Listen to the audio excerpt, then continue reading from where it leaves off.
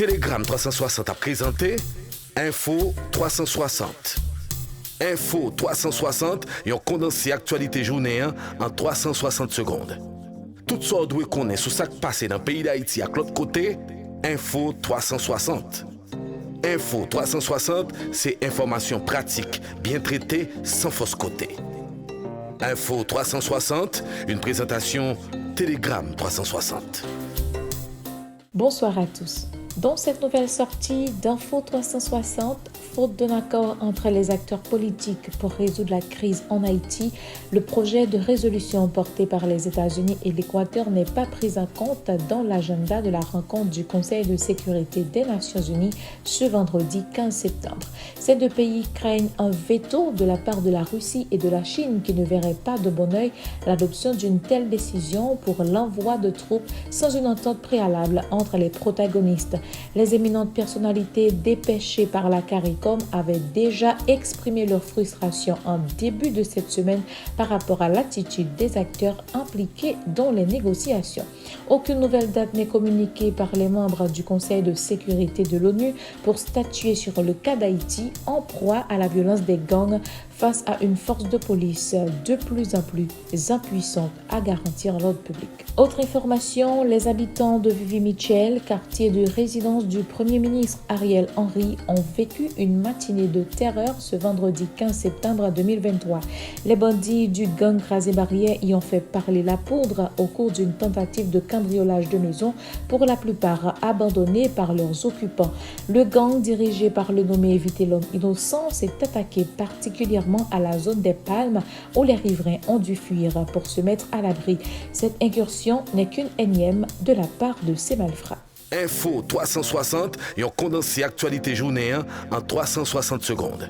Autre dossier, parallèlement à sa décision de fermer les frontières terrestres, maritimes et aériennes de son pays avec Haïti, le président dominicain Luis Abinader multiplie les démonstrations de force au niveau de la frontière dans l'espoir de dissuader les Haïtiens de poursuivre les travaux de construction du canal de déviation sur la rivière Massacre.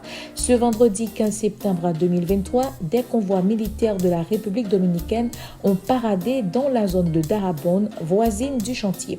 Ces manœuvres sont intervenues sur fond de convocation de l'ambassadeur dominicain à Port-au-Prince par le ministère haïtien des Affaires étrangères et au lendemain de la publication d'un communiqué par le gouvernement qui dit prendre acte de la décision unilatérale de fermer les frontières.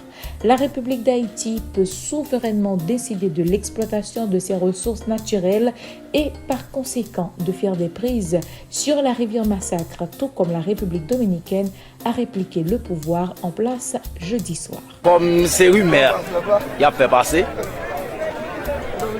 même une seconde, nous-mêmes à Jean Bessap. Même une seconde, ça ne peut jamais rentrer dans l'esprit nous. Pour nous être capables de négocier, bataille peuple ça, population ça m'a regardé là. Même une seconde même, nous ne sommes pas capables de négocier bataille ça. Et c'est ça que nous dit, la vie ou l'homme, nous-mêmes en tant que Bessap. Là, nous sommes déjà travaillé là.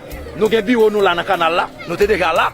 Eh bien, nous-mêmes, nous travaillons de concert ensemble avec la population pour nous capables d'aider à avancer ensemble avec le travail là. Mais la question de dire à Jean Bessap négocier le canal là, ce sera jamais, jamais, et ça ne peut jamais faire à jamais. Étant donné que le travail ça a fait au niveau du pays d'Haïti, donc moi je viens porter contribution moins, justement pour faciliter le travail ça lui-même est capable d'effectuer. Que ce soit du point de vue financier, que ce soit du point de vue technique. Donc je dis à qui ça nous besoin.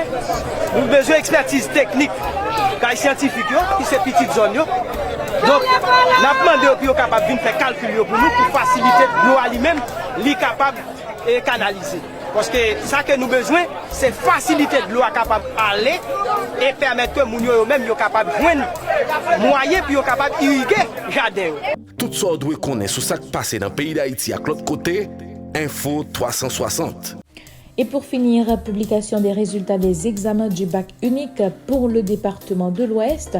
Suivant les données fournies par le Bureau national des examens d'État, 14 098 candidats sont admis sur 43 720 participants, soit un taux de réussite de 32,25%. Tous les résultats des examens du bac unique 2023 sont maintenant connus pour les 10 départements du pays.